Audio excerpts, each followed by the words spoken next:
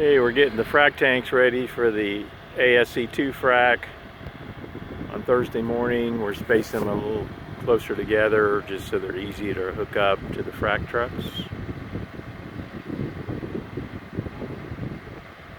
And we'll start filling them in the morning. Okay, the frac tanks are all set up for ASC2 frac. That's going to happen on Thursday. Our water lines lay down there. We'll start filling them up tomorrow morning. We smoothed out the location for all the frac trucks, so we'll be ready to go. Guys, we're out here on JK2 moving our Frank's rig over to ASC2 to be pulling tubing out to get prepared for Thursday's frac job. I'm sorry, did I say frac? Stimulation job. Okay, Dean. Okay, the way this overshot works, it's got a little lip in here. Get a little closer, see that little lip? Yep. And when you're going in the hole all the way down, it goes over this pin. It's looking up, and that lip engages, and then it just pulls everything with it. Okay. I don't want to engage the lip right now because I'll have trouble getting it off, but that's how this works. Okay, Dean, you're standing by the rods. Kind of bring everybody up to speed what we've been doing the last couple of days. Okay, we got the rods out of the hole okay, everything pulled clean. We think that the overshot just being a high, big OD was kind of hanging up in the hole. But basically all we need to do is pull the tubing up 2 to 3 joints, make sure the pump's clear, and we can either run the rods down there, or if it's pulling fast, go ahead and lay the pump down and just check it. But it's really pretty simple what we have to do. It was just the fact that we were hanging this up so much in the hole, we lost a lot of time with that. Sidebar here to this whole story.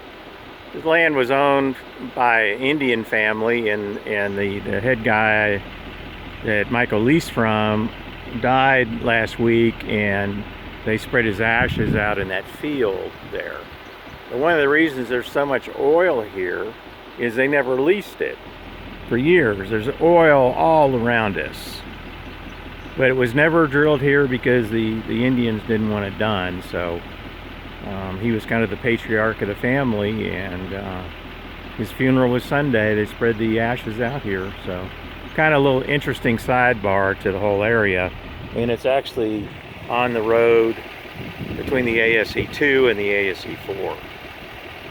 The 2 location, getting ready to pull the tubing. We're going to perforate it this afternoon and stimulate it tomorrow morning.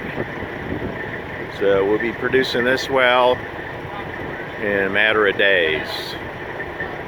You see, we've got the location all smoothed out for the frac trucks. We've got water flowing into our frac tanks for the stimulation work. And it's a nice cool morning here in Seminole. Okay, we're making good progress on pulling the tubing. Pipe drags come down, so we're able to go at a normal pace. We'll pull the tubing till we get the rods that are in the hole, switch over and pull the rods out of the hole. Okay, guys, we're out here ASC4, and they've got everything coming out of the hole. We've located the issue, we're resolving it, so hopefully we'll be back in the hole this evening and producing the well. We did get word from Quasar, our stimulation company, that they're stuck on the well that they're on right now, so they won't be here till Friday morning. We were hoping to stimulate tomorrow morning, but that'll be put off one day. But we're going to go ahead and perforate and be waiting for them.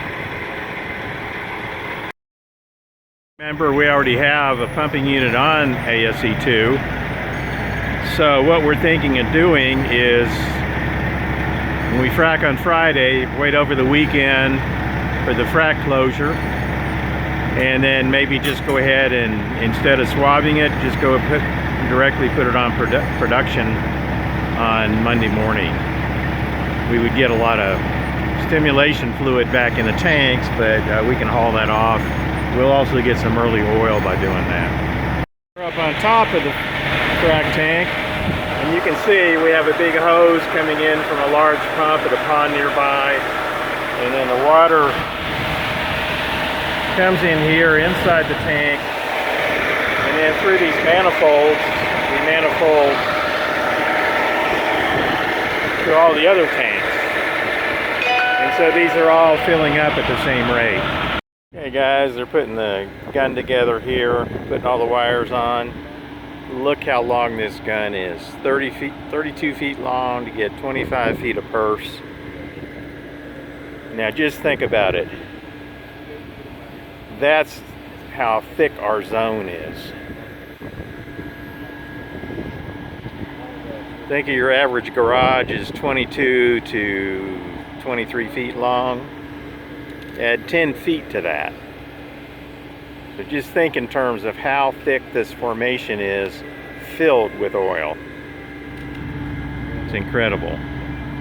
He told me that he hadn't seen a gun like this in years.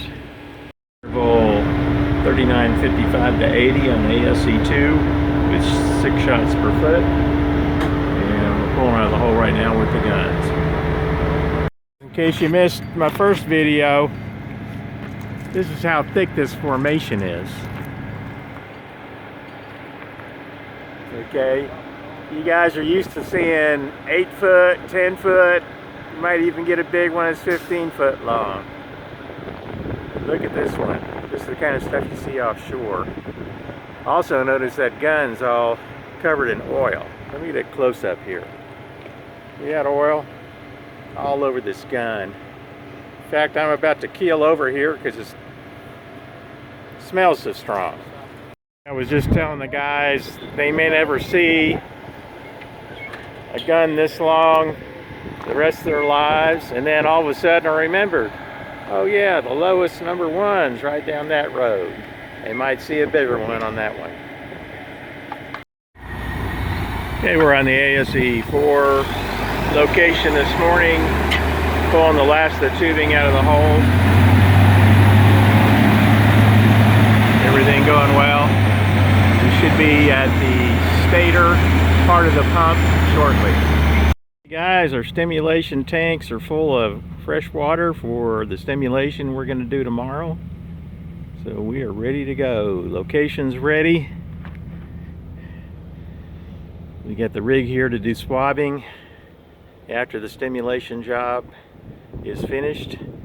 Just getting ready for the big day tomorrow, stimulation. Looks like the D-Day invasion coming in here with all these trucks. Anyhow, we're getting set up. We'll have the ASE2 fracked and online before you know it. An ASC2 location, the stimulation equipment is starting to arrive.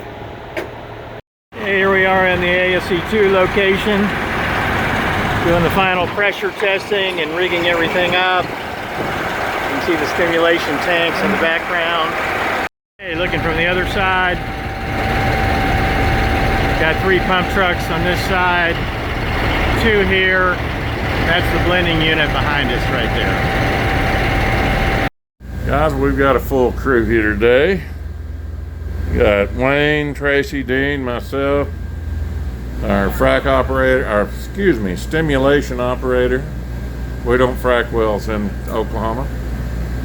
So we're just about to get underway, and we'll give you intermittent feeds. Looking good, guys. It's breaking down really well. We got almost 40, well, it's 42 barrels a minute.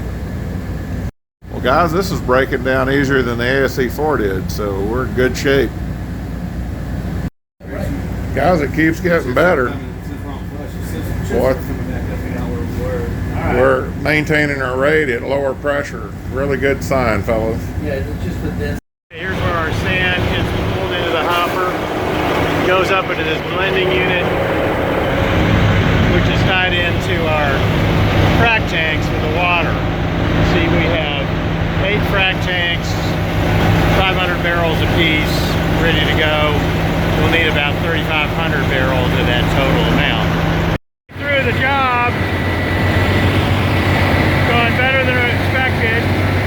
We're pumping almost 50 barrels a minute. We were planning on around 40. So it's going real good. Breakdown was a little less than we thought. My bid pressure's less, and I think it really did well. Looking good, guys. We're at 3,465 barrels of fluid and 69,000 pounds of sand so far.